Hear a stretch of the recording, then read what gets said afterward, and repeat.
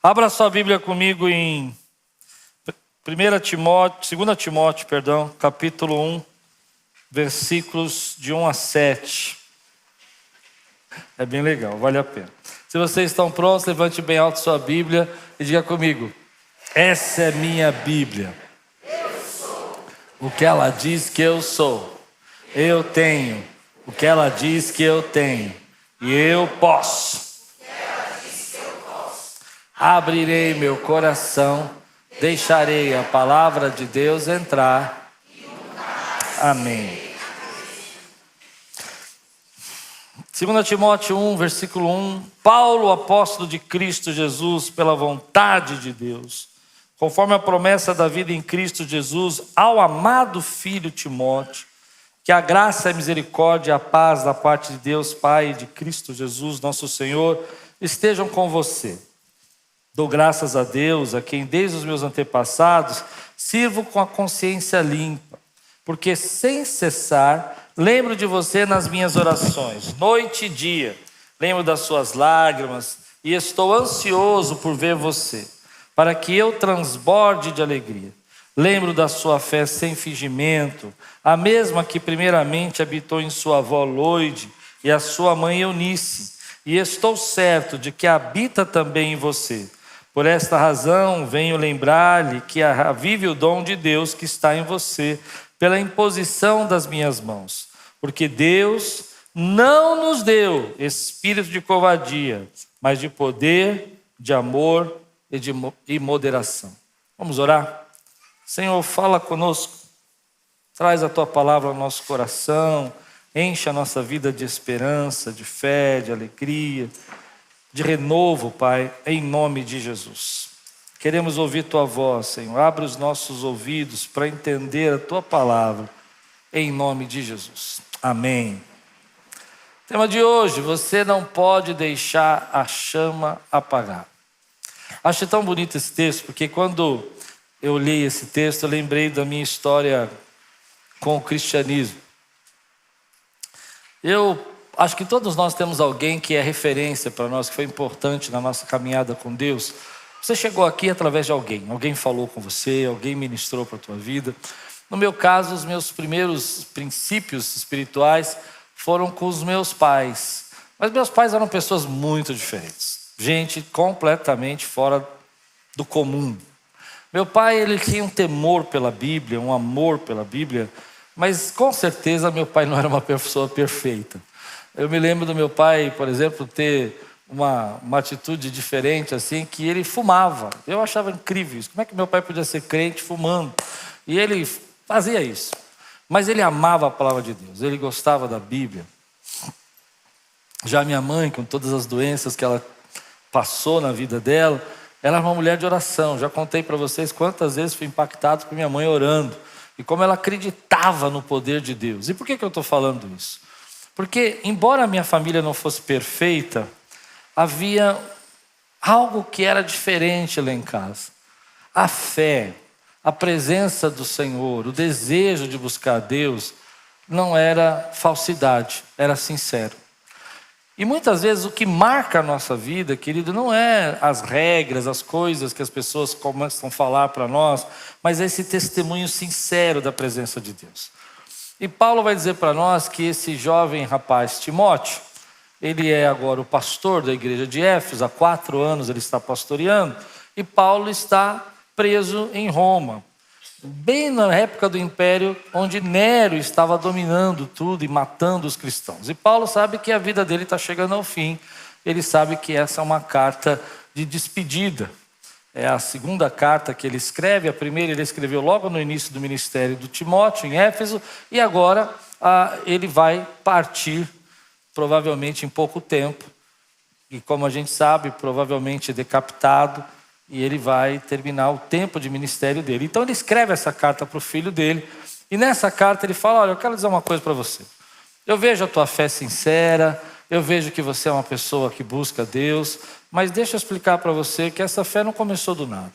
Ela começou pela tua avó, ela passou pela tua mãe e agora ela chegou até você. E ela não chegou através de estudos ou classes, mas por uma vivência espiritual.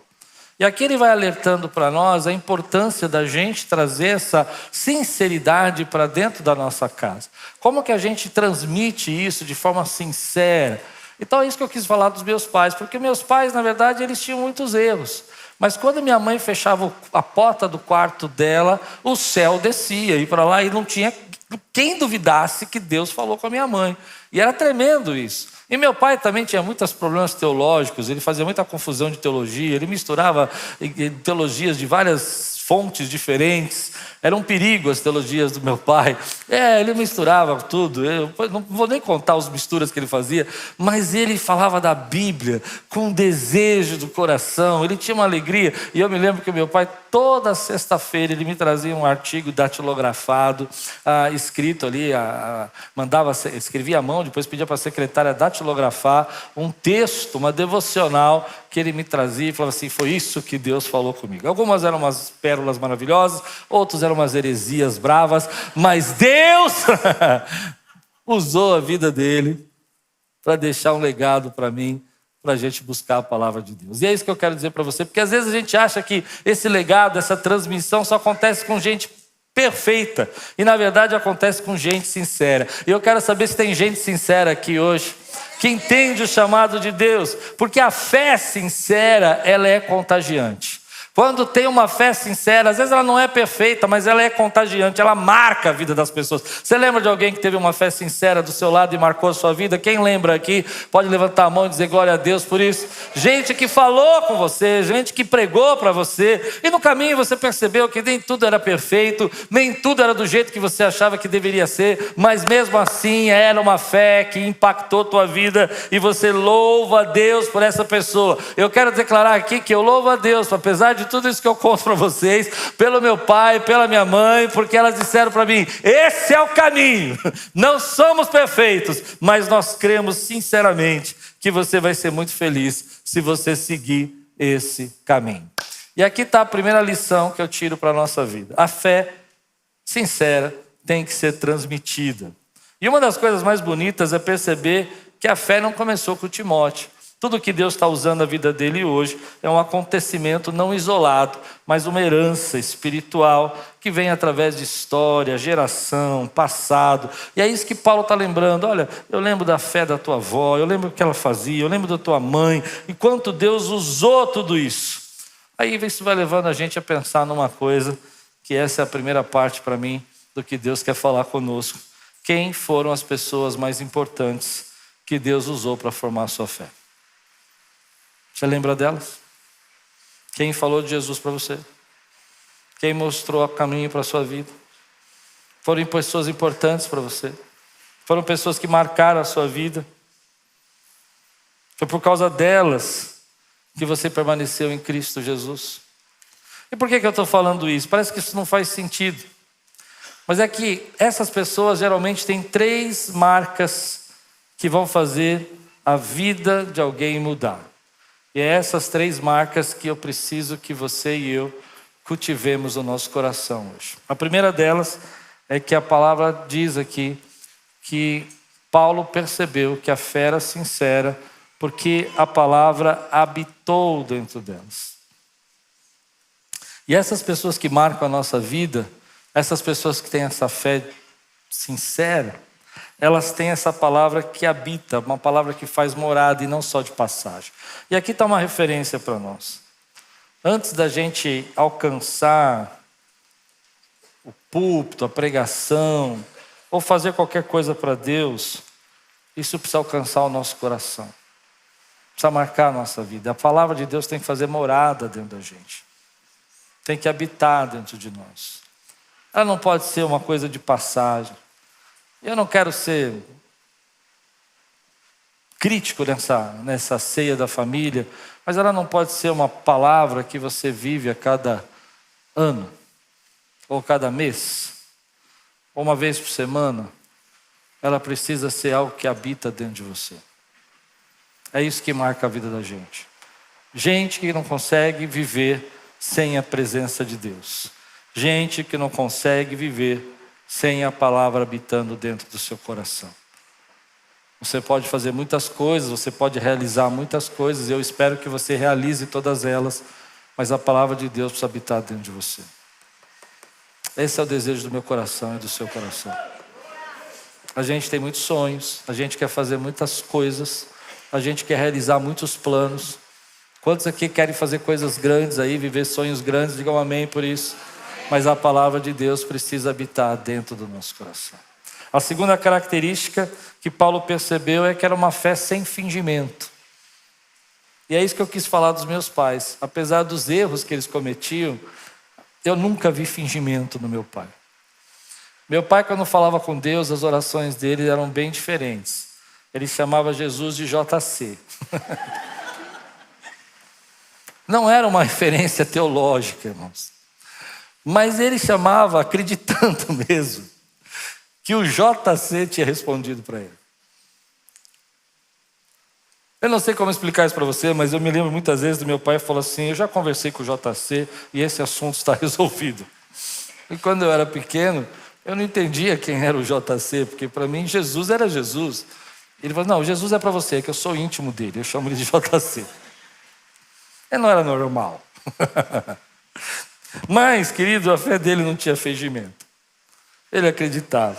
E hoje eu quero declarar aqui nesse lugar, querido, que nossa fé não tem fingimento. A gente pode ser que não seja perfeito, mas nós acreditamos poderosamente que Ele vive e reina para sempre.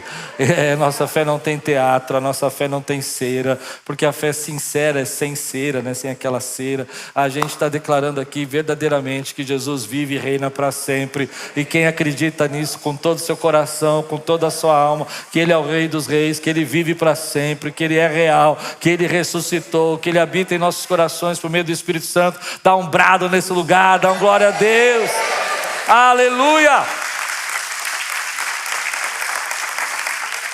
E a terceira lição que esses homens, essas mulheres deixaram para nós aqui, é que eles olharam para os seus filhos e transmitiram essa fé.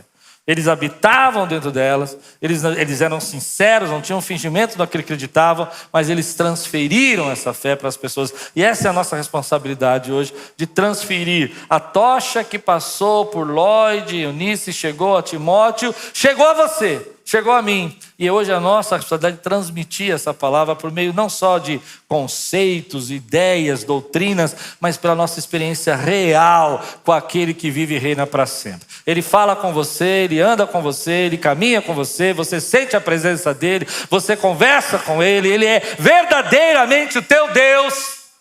E ele precisa ser agora levado para essa próxima geração que nós estamos recebendo. E aí eu fiquei pensando, o que Deus quer falar com isso? Por que Deus está falando isso para a gente? Porque hoje, nesse lugar, Deus quer levantar você, a mim, como alguém que vai levantar essa tocha para a próxima geração, gente que vai ser pai espiritual de alguém, gente que vai ser referência, assim como você teve alguém que foi referência na sua vida, Deus vai levantar você para ser referência na vida de muitas pessoas. A unção de Deus vem sobre você, a autoridade de Deus vem sobre você, o caminho, a sinceridade da presença de Deus está sobre você, porque Deus vai levantar a sua vida para continuar isso. Eu acho isso incrível, porque eu me lembro que quando eu via minha mãe orando, eu nunca imaginei que eu fosse orar como minha mãe, mas graças a Deus que Deus me ensinou a orar.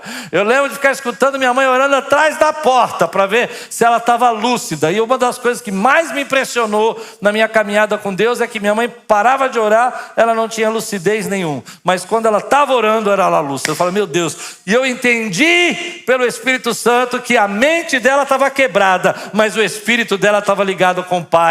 Quebrou a mente, mas não quebrou o espírito, porque ele estava reconciliado com Deus. Quem entende o que eu estou dizendo aqui, meu irmão? E aí Deus falou, é isso que eu estou transferindo para você. E hoje Deus está dizendo, eu vou levantar a gente nesse lugar aqui, para falar do meu amor, para levantar a graça, para viver a minha palavra, uma fé sincera, real, de dia a dia, que caminha além do domingo, além do culto, além das nossas celebrações, porque Ele habita dentro de você. Também eu acredito que Deus vai levantar as pessoas que vão dizer assim, Senhor, eu quero transmitir a minha fé para alguém. Coloca a gente no meu caminho, que eu possa ajudar, que eu possa abençoar, porque essa fé precisa ser transmitida para alguém. Esse é meu desejo quando nós fazemos os retiros para os adolescentes. Se você não entendeu por que nós estamos levando esse ano 600 adolescentes para o retiro, é porque a gente tem que passar a tocha. E ela tem que ser preparada cedo. Eles têm que ser marcados cedo. A presença de Deus tem que estar com ele logo cedo. Antes das drogas, antes da faculdade, das ideologias, dos pensamentos, pegá-los. O Espírito Santo vai pegá-los, querido. Como pegou a minha vida e como pegou a sua vida. Você crê nisso, meu irmão? Aqueles que se converteram na adolescência entendem o que eu estou dizendo. Deus vai marcar essa vida. A primeira lição que eu tiro no texto é que a fé precisa ser transferida. E as marcas dessa transferência é habitar sem fingimento, transferir aquilo que Deus nos deu. Mas aí, Paulo vai mostrar um segundo passo dessa caminhada que eu acho importante, que ela está lá no versículo 6. Ele diz assim: por essa razão venho lembrar-me que reavive o dom de Deus que está em você pela imposição das minhas mãos. Eu fiquei preso nesse versículo a semana toda. Porque se você olha esse versículo, é interessante. A fé foi transmitida, eles herdou essa palavra, eles entenderam através da fé sincera que habitou no coração da avó e da mãe. O dom foi recebido pela imposição de mãos, ou seja, Deus usou a vida de Paulo para fazer uma transferência espiritual ali de imposição de dons. Amém? Mas o texto está dizendo algo muito importante para nós. Lembre-se de reavivar o dom que está em você. O que quer dizer esse texto para mim é que a sua fé pode ter sido uma herança de alguém muito espiritual que falou para você dos caminhos. Seus dons e ministérios podem ter nascido no meio da obra, gente te ajudou, você descobriu os seus dons que Deus te deu, mas é sua responsabilidade manter o seu coração aquecido. Paulo está dizendo para Timóteo: olha, eu sei que você tem a fé que sua avó transferiu para você. Eu sei que você tem os dons que eu pus a mão sobre você. Mas reaviva o dom que está em você. É nossa responsabilidade reavivar o dom que está em nós. Tem muita coisa boa em você, meu irmão. Tem muita coisa de Deus na sua vida. Mas se você não mantiver aquecido, vai apagar. Semana passada eu tive uma experiência interessante. Nós estávamos no sítio, e lá no sítio da igreja tem uma lareira. Nós nunca tínhamos acendido aquela lareira desde que compramos o sítio. Aliás, eu nunca tinha acendido uma lareira na vida. E estava um frio, irmão. De gelar a alma, o cabelo, a unha e tudo que você tiver gelado. Até a blusa gelava. Se aqui estava frio, lá estava muito frio. Olhei para a Lu e falei assim: estou sofrendo mais que eu mereço. Eu não gosto de sofrer mais que eu mereço. Estava muito frio. Estava com 3 jaquetas. Não estava aguentando mais. Fui lá, comprei uma lenha. Falei: vou ligar esse negócio aqui. Oh, glória a Deus, aleluia. Fiquei decepcionado. Jamais faria uma lareira na minha casa. Jamais. Porque eu punha 3 lenhas, 15 minutos depois, tinha que pôr mais 3 lenhas. Falei: esse negócio não funciona. Eu prefiro um aquecedor, né? Porque você põe o aquecedor, você nunca mais volta lá. Aí eu punha 3 lenhas, a Lu falou assim: vou fazer um negócio. Quando ela voltava, está acabando o fogo. Falei: não, amor, peraí que eu vou pôr mais lenha. Aí eu punha mais lenha. Ela saía para fazer não sei o quê. Estava tendo jogo, não sei de quem lá. Estava esperando os adolescentes chegar. Tinha que parar de assistir o jogo para pôr lenha. Falei: esse negócio não funciona, meu irmão. Não quero esse negócio aí. Esse negócio não é para mim. Eu gosto de coisa que eu sento e nunca mais levanto. Esse negócio que eu sentar e ficar levantando toda hora não é comigo. Aliás, uma das primeiras invenções que eu mais gostei na vida foi o controle remoto. Senta e nunca mais levanta. Aí o que aconteceu? Depois de um tempo que eu estava pondo lenha ali para queimar, o Espírito Santo começou a falar comigo. Assim é a nossa vida espiritual. Você vem num culto abençoado e você sai cheio da presença do Espírito Santo. Amém? Deus fala com você. E você fala: estou queimando. 2 horas depois, você chega em casa, sua mulher olha para você e fala assim: não tem nada para jantar. E aquele fogo do Espírito começa a acabar. É nossa responsabilidade manter esse fogo aquecido. E aquela lição foi interessante para mim. Eu nunca mais vou achar que vou fazer uma lareira na minha vida, mas eu fiquei pensando quantas vezes eu fiquei colocando fogo ali. E é isso que Deus está falando comigo e com você, meu irmão. Você herdou uma palavra, você tem um evangelho, Jesus salvou você, você conhece o caminho, agora bota fogo na tua vida e deixa queimar essa lenha em você, meu irmão. Você precisa ser responsável para essa chama não apagar. Reaviva o dom que é você. Reaviva o dom que Deus colocou na sua vida. O fogo espiritual precisa ser mantido aceso no seu coração. Você precisa receber essa responsabilidade. Embora você tenha recebido uma palavra, alguém orou por você para você chegar aqui, isso não é o seguro da sua apatia. Deus tem experiências para você. Deus tem novos batismos na sua vida. Deus tem coisas novas para revelar espiritualmente para você. E Ele vai fazer isso hoje. A tradição, aquilo que teu pai viveu, tua mãe viveu, tua avó viveu, foi para eles. Deus quer derramar sobre você uma experiência sobrenatural. Ele está chamando você hoje. Acende essa chama no teu coração, põe a lenha do Espírito aí para queimar, mantenha esse fogo aceso. A palavra que Paulo usa aqui é uma palavra muito, muito literal. Ele diz assim: sopre novamente as brasas. E é por isso que eu contei a história da lareira, porque chegou uma hora que eu peguei, estava vendo o jogo ali, não vi a lareira, ficou só umas brasinhas assim. A Lupe chegou e falou assim: mas agora que eu ia fazer, acabou. Eu falei: acabou. Mas tinha brasa lá. Aí eu fui todo romântico, falei: não, amor, eu vou acender a lareira para você. Tem brasa. O que eu quero falar com você, querido, é que o texto está dizendo: sopra novamente as brasas, porque Deus tem coisas para queimar na tua vida. Você não pode viver da experiência dos seus avós. Você não pode viver da experiência do seu pai. Você tem que viver da sua experiência com Deus. Deus tem coisas incríveis para revelar para você. Deus tem coisas que você nunca viu, nem olhos viram, nem ouvidos ouviram, nem jamais penetrou no coração do homem o que Deus tem preparado para aqueles que o amam e nele esperam. Deus tem coisas sobrenaturais. Em meu nome, disse Jesus, vocês vão fazer coisas maiores que eu, aleluia.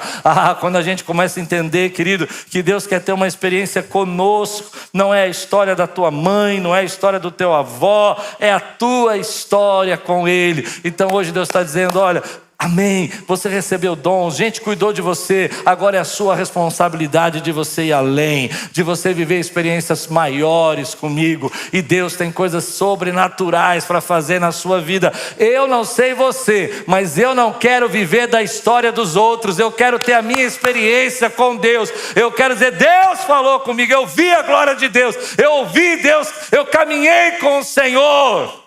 Tem gente que é assim aqui, eu quero saber, quem é assim, levante sua mão e dá uma glória a Deus, meu irmão. Porque se tem uma coisa que eu fico pedindo para Deus, é quando eu ouço um testemunho. A pessoa fala: não, porque Deus fez um negócio maravilhoso. Eu falo: Deus, isso aí eu não vivi não. Entendeu ou não? Eu falei: isso aí eu não vivi não. O senhor está fazendo com os outros, eu sou seu filho, o senhor não tem filho preferido, eu quero viver. Quantos querem viver experiências novas com o Senhor? Quantos querem viver Deus queimando a sua vida novamente? Sabe, eu sei, a gente olhava aquelas nossas, pelo menos a minha avó era assim, né? Aquela mulher de oração, e ela fechava os olhos. Eu contei semana passada a história da minha avó, e ela ficava ali orando e tal. Hoje Deus vai levantar você para ter revelações, experiências, autoridade. Reaviva o dom que está em você, diz Paulo. Paulo está dizendo assim: olha, você não perdeu o chamado, Deus não retirou o dom sobre você, o dom continua na tua vida, mas você precisa ser renovado no fervor. Você precisa ter um despertar. E sabe o que eu aprendi? Quanto mais tempo a gente demora para voltar a queimar, mais difícil fica para a gente acender. Foi isso que a lareira me ensinou. Não entendeu? A lareira me deu uma aula. Foi o sermão de da semana. Você coloca o fogo, quando está com fogo, pega fogo. Você coloca o fogo, você que está fogo, você tem que acender tudo de novo. E tem gente que está assim. Pronto, falei. Porque o fogo de Deus não vai se manter sozinho. Ele precisa ser alimentado pela comunhão, pela oração, pela presença de Deus, pela palavra, pela oração, pela adoração, pela obediência, pelo serviço. E tem muitas vezes a gente deixa a vida passar, e ela passa inteiramente, pedindo para Deus bênçãos, sem pedir para Deus que a chama de Deus acenda na nossa vida. A minha oração hoje é que a nossa chama nunca apague. Eu creio num Deus que abençoa, você crê nisso? Eu creio num Deus que dá graça para nós, que dá prosperidade, você crê nisso ou não? Todo mundo crê nisso? Mas eu creio que a maior bênção do nosso coração é não deixar a chama apagar na nossa vida. A maior tristeza é ver a chama apagar. A terceira lição desse coração que está vivendo essa responsabilidade de caminhar com o Senhor está no versículo 7. Porque Deus não nos deu espírito de covardia, mas de poder, de amor e de moderação. A palavra de Deus está dizendo para nós algo muito importante aqui. Sabe o que prende a gente? Não é o legado, não é o conhecimento, não é a experiência, não é a falta de dons. O que prende a gente é o medo. Estava lendo um comentário que dizia: talvez Timóteo fosse um jovem mais tímido, não tivesse tanta coragem para enfrentar a perseguição que estava se assolando com Nero naquela época, através do Império Romano. E Paulo olha para ele e fala assim: reaviva o dom que você tem. Não viva do passado. A mesma fé que a sua avó tinha você tem, mas você não pode ser medroso. Você não pode ser medroso. Para mim isso foi muito forte, por quê? Porque às vezes a gente não entende que é o medo que nos paralisa. Eu tenho medo de não ser feliz. Eu tenho medo que se Deus pegar a minha vida, vai mudar todas as coisas que eu gosto. Eu escuto isso. Eu escuto. Eu tenho medo que se eu me entregar para o Senhor e eu viver, eu vou parecer que nem aquela irmã esquisita da igreja lá, que não para de chorar, ou cantar, ou pular. E eu não falo de quem fala de fora da tua dor, eu falo de quem já passou por essa dor.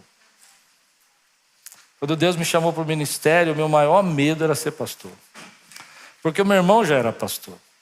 E eu olhava o meu irmão com os problemas dele na igreja, eu falei: Deus me livre de ser pastor. É verdade. Eu não vou aguentar esses membros da igreja. Eu via as brigas lá da igreja que eu frequentava, nas diretorias da igreja. Eu falava: Jesus me salva disso. Mas o que importa mais, querido? O que arde no teu coração? Eu tenho certeza que ainda tem uma chama acesa aí dentro do seu coração. E hoje eu quero soprar essa chama na sua vida. Pensa a quantidade de gente que vai ser abençoada. Eu comecei falando para você que você está aqui porque alguém foi importante para você. Pensa nas pessoas que Deus vai usar você. E Ele já preparou, Ele já colocou elas do seu lado para que você seja importante para elas. Pensa. Pastor Elias Dantas contava um testemunho essa semana para mim que me chocou muito. Ele disse que em um dos países do Oriente Médio, não lembro qual, onde há muita perseguição, um pastor estava evangelizando ali. E o que me marcou, acho que eu fiquei tão preso na história que eu esqueci até o país. Ele disse, e as pessoas foram até ele, convertidos do Islã, para serem batizadas. E a pergunta que esse pastor tinha que fazer para esses convertidos é: você está disposto a morrer por Cristo? A gente pergunta: você está disposto a morrer para o mundo? E eles perguntam: você está disposto a morrer por Cristo? E se alguém falasse não ainda, ele dizia: você não está pronto para batizar. Forte, né? Porque naquele país ele sabia que uma vez que uma pessoa fosse batizada, ela estava correndo risco de morte. Graças a Deus a gente vive no Brasil. Graças a Deus a gente não corre risco de morte em ser batizado. A gente pode ser perseguido de outra maneira, mas não dessa forma.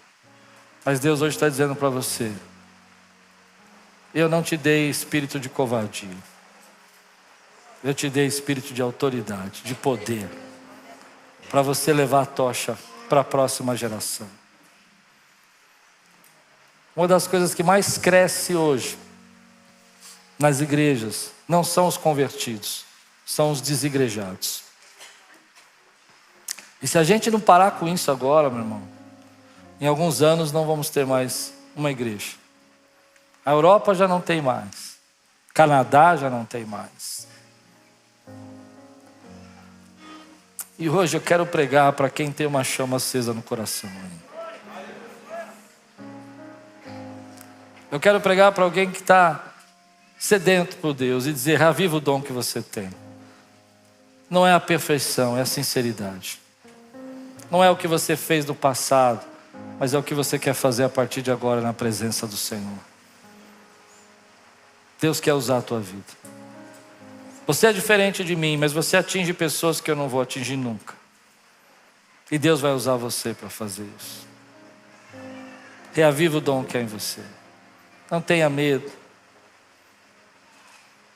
Tem um pastor que eu gosto, já citei para vocês, Tim Keller.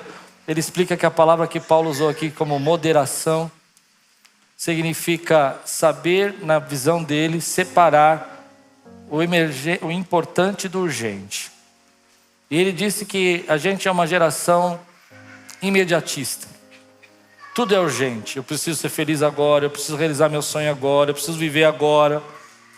Mas Deus está chamando a gente para ter um espírito de moderação. Saber o que é importante. E sabe o que é importante? É que na nossa família, a próxima geração possa olhar para a gente e falar assim: eu conhecia Jesus, porque a sua fé não era perfeita, mas era sincera. E é isso que é importante para mim. Vou terminar, porque eu já vi que meu tempo acabou. Eu queria pregar mais hoje. Termino assim: a obra de Deus não precisa de gente extraordinária. Por isso que eu contei essa história esquisita dos meus pais. A obra de Deus precisa de pessoas que estejam dispostas a continuar a chamada para a próxima geração. Deus está dizendo para mim e para você que Ele não te trouxe aqui hoje só para te dar uma bênção, só para te fazer feliz, só para dizer que você é incrível, mas Ele te trouxe aqui hoje para algo maior. Deus quer escrever uma história com você. Deus quer escrever uma história com você. Às vezes a gente está na igreja querendo só um carinho de Deus. Deus, fala que eu sou legal. Deus, diz que eu sou bacana, né? Mas hoje Deus te trouxe aqui para dizer: eu não quero só dizer que você é meu filho, é uma bênção. Eu quero dizer que você tem uma história comigo. E eu desafio você a reavivar os dons que há em você, a não ter medo, a renunciar ao que for necessário para que essa chama se acenda na sua vida. Você recebe essa palavra na sua vida, meu irmão? Se Deus está falando com você, se você sabe que Deus está levantando você para a próxima geração ser abençoado. Tem gente no seu trabalho, tem gente na sua escola. Eu não sei o que você vai fazer, mas talvez você vai reunir lá o pessoal do seu trabalho e falar: deixa eu falar uma coisa que Jesus fez na minha vida. Talvez você vai pegar o pessoal da tua escola e vai falar: deixa eu fazer uma oração. Quem precisar de oração, eu estou aqui para orar por você. Me lembro de uma vez, eu já era no seminário. Eu fiz isso, eu falei: quem precisa de oração, eu quero orar por você. No seminário. E um rapaz chegou para mim e disse assim: estou com muita dor no estômago. Você vai entender. E eu orei por ele, com uma fé muito sincera.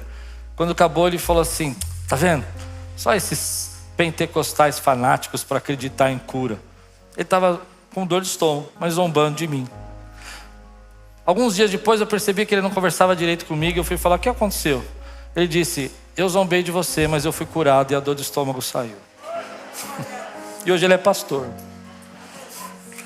Deus vai usar você. Isso não quer dizer que as pessoas não vão machucar você, não quer dizer que as pessoas talvez não vão rejeitar você, mas se tem uma chama aí que você vai botar lenha hoje e vai deixar queimar, fica de pé no teu lugar. Quero orar com você agora. Se tem coisas: não quero viver da fé da minha avó, eu quero viver da experiência que Deus tem comigo, em nome de Jesus. Levanta a tua mão bem alta aí e diz: Senhor, hoje eu estou aqui reavivando o dom que o Senhor colocou na minha vida. Eu quero viver a experiência, o toque, o avivamento que o Senhor tem para minha vida. Eu vou ser a referência espiritual na vida de alguém, assim como foram na minha vida. Dá um brado nesse lugar, dá uma glória a Deus, exalta ao Senhor.